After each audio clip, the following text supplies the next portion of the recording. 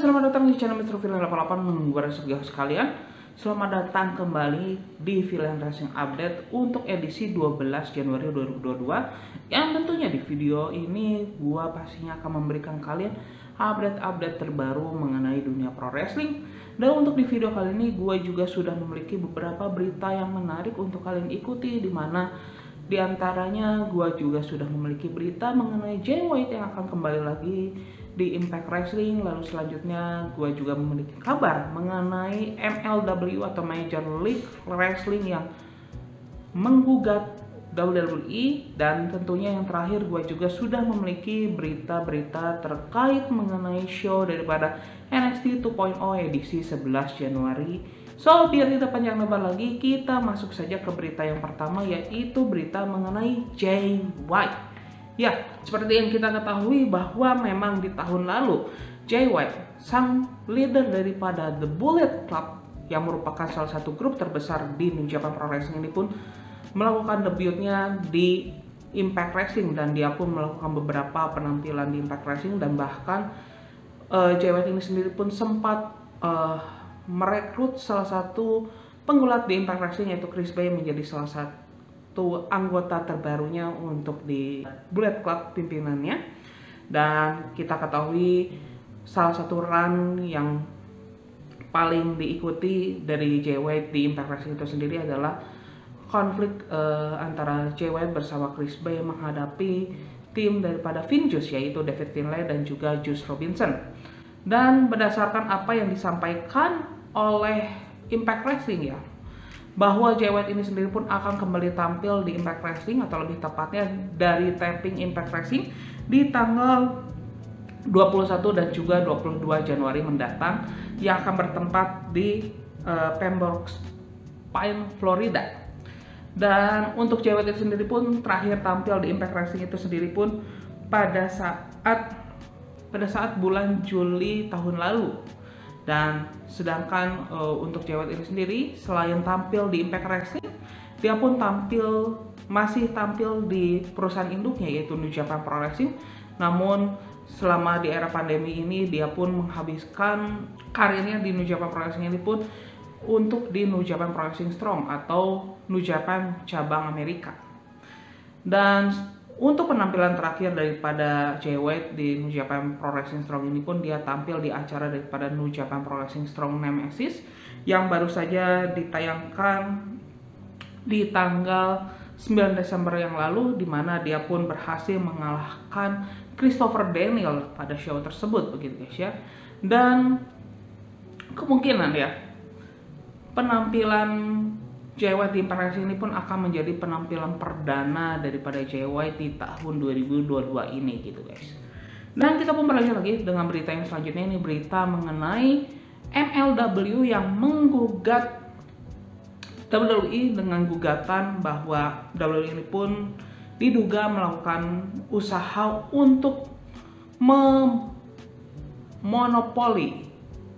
industri daripada pro wrestling, dan juga digugat atau dituduh bahwa WWE ini pun ingin merusak suasana kompetitif dari industri pro wrestling itu sendiri gitu guys. Dan ini pun disampaikan oleh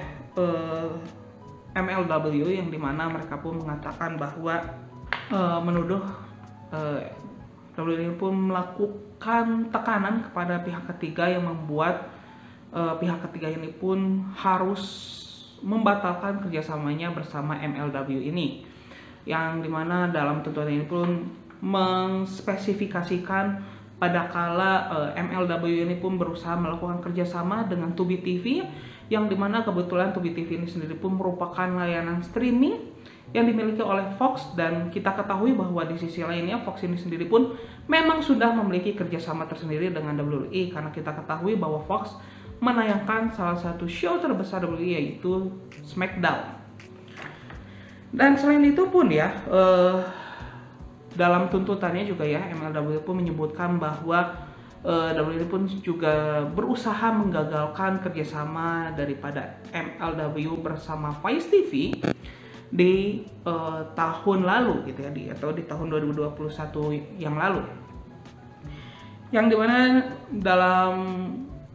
press release-nya gitu ya, MLW pun mengatakan bahwa salah satu eksekutif dari WWE pun sempat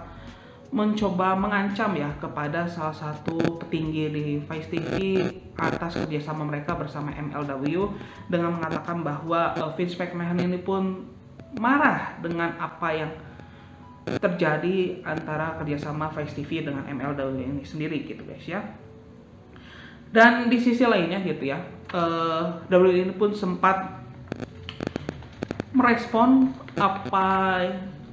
yang dikatakan oleh MLW yang melalui pernyataan mereka kepada Brandon Preston dari WrestleNomics, yang dimana mereka mengatakan bahwa tuntutan yang dilakukan atau klaim daripada MLW lakukan ini pun tidak berdasar gitu guys ya. Dan kita tunggu saja lagi ya bagaimana kelanjutan kasus antara MLW dan juga WWE ini. Apakah apa yang dituduh oleh MLW ini pun memang benar-benar dilakukan oleh WWE ya, karena kita ketahui memang di beberapa tahun ini industri pro wrestling ini pun sedang tumbuh secara masif gitu guys ya, karena kita ketahui dengan munculnya AEW, lalu juga dengan kerjasama yang dilakukan oleh AEW bersama promotion lainnya, yaitu ada Impact Wrestling, New Japan Pro Wrestling, dan di sisi lainnya MLW ini sendiri pun juga tumbuh cukup progresif juga di beberapa tahun terakhir ini, dan gua rasa ini pun menjadi salah satu independent wrestling promotion yang paling berkembang ya di kurun waktu 2 tahun terakhir ini, dan bahkan mereka bisa mendapatkan pencapaian yang cukup paling tinggi ya di sepanjang sejarah dari MLW, yaitu mendapatkan hak siar bersama Vice TV ini sendiri gitu guys. Dan kita pun berlanjut lagi ya dengan berita selanjutnya, yaitu adalah berita mengenai NXT 2.0 gitu guys ya, yang dimana gua akan mulai dengan berita mengenai tim kreatif daripada NXT yang sudah tidak lagi bekerja secara independen gitu guys ya. Karena seperti yang kita ketahui bahwa pada kala NXT itu pun masih dalam era Black and Gold ya, atau masih di bawah pimpinan daripada Triple H, tim kreatif daripada NXT itu sendiri pun bekerja secara terpisah dengan tim kreatif daripada SmackDown dan juga Raw, yang dimana tim kreatif daripada NXT pada kali itu langsung dipimpin oleh Triple H itu sendiri, sedangkan SmackDown dan juga Raw ini dipimpin atau dibawahi oleh Bruce Prichard, yang dimana kita ketahui bahwa Bruce itu sendiri merupakan tangan kanan kepercayaan daripada Vince McMahon gitu ya, untuk dalam menjalankan bisnisnya bersama WWE gitu ya. Dan berita pelepasan atau pemecatan daripada William Regal dan juga Jesse James ya, atau kita kenal Road Dogs ya, dan juga beberapa orang kreatif daripada NXT itu sendiri gitu guys ya. Kini tim kreatif daripada NXT ini pun harus melaporkan hasil kerja mereka ke Bruce Prichard, sebagaimana tim kreatif daripada Raw dan juga SmackDown sebelumnya. Sehingga dengan perubahan kebijakan untuk NXT ini sendiri pun membuat memang NXT ini pun diarah untuk menjadi semakin terintegritas dengan main brand daripada WWE itu sendiri. Dan salah satu bukti nyata dengan apa yang terjadi dengan perubahan NXT 2.0 akhir ini, kita pun sudah melihat ya adanya keterlibatan bintang-bintang dari main roster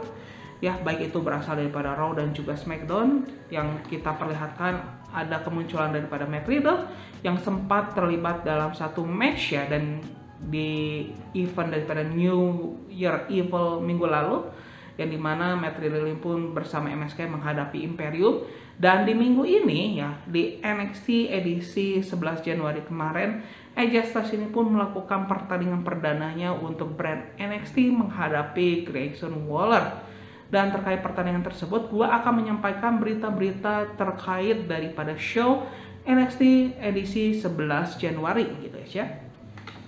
Yang dimana gua buka dengan WWE pun mengannounce bahwa penyelenggaraan turnamen tahunan daripada Dusty Tag Team Classic Cup ini pun akan kembali diselenggarakan mulai minggu depan, yang dimana untuk di edisi tahun ini NXT pun kembali menyelenggarakan untuk divisi pria dan juga divisi wanita. Dan sejauh ini hanya baru satu tim saja yang dinyatakan lolos untuk mengikuti turnamen tersebut, yaitu tim daripada Malik Blade dan juga Edris Enove. Setelah mereka di NXT edisi 11 Januari kemarin, mereka ini pun berhasil lolos ya dalam pertandingan kualifikasi setelah mereka menang atas tim daripada Joe Gacy dan juga Haaland, di mana mereka ini pun memenangkan pertandingan tersebut via disqualification setelah Haaland ini pun mengignore atau tidak menghiraukan instruksi wasit 5 count rules ya dalam melakukan serangan di salah satu sudut ring pertandingan gitu guys ya. Namun anggota-anggota lainnya atau tim-tim lainnya yang akan berpartisipasi untuk di turnamen tersebut pun hingga video ini belum dibuat, gua belum mengetahui tim mana saja yang akan mengikuti turnamen tersebut gitu guys ya. Namun selain itu yang sudah gua ketahui mengenai penyelenggaraan dari turnamen ini pun untuk di tahun ini kembali lagi bahwa pertandingan Dusty Cup ini sendiri pun akan ditayangkan dari show NXT dan juga show daripada 205 Live gitu guys ya. Dan untuk pemenang di tahun lalu, seperti yang kita ketahui bahwa untuk edisi 2021 yang kemarin, MSK itu berhasil keluar sebagai pemenang daripada Dusty Tag Team Classic untuk divisi pria, dan sedangkan untuk di divisi wanita yang keluar sebagai pemenangnya itu adalah Dakota Kai dan juga Raquel Gonzalez yang menjadi pemenang inaugural daripada turnamen tersebut gitu guys ya. Dan masih berlanjut lagi ya di show daripada NXT 11 Januari kemarin, kita pun sudah melihat promo perdana Bron Breakker sebagai NXT Champions. Karena kita ketahui Bron Breakker baru saja memenangkan gelar tersebut di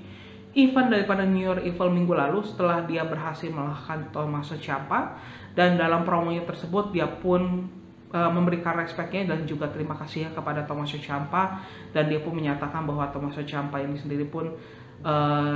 sempat memberikan penghormatan kepada ayahnya daripada Bron Breakker, yaitu Rick Steiner. Dan kita pun bisa melihat ya pada kala momen promo dari Bron Breakker ini sendiri,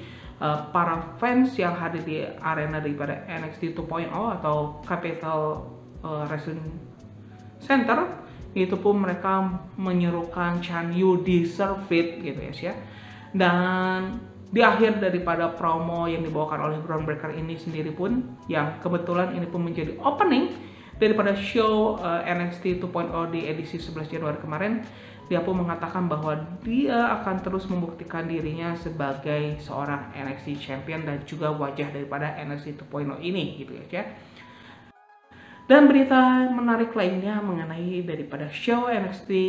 edisi 11 Januari kemarin, yaitu adalah pertandingan perdana AJ Styles untuk brand NXT 2.0 yang dimana dia pun menghadapi Grayson Waller. Karena kita ketahui memang AJ Styles dan juga Grayson Waller ini sendiri pun sudah memiliki storyline-nya sendiri ya di beberapa minggu terakhir ini gitu ya, yang dimana masing-masing penggulat ya ini pun saling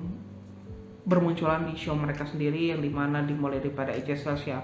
muncul di NXT 2.0 untuk menjawab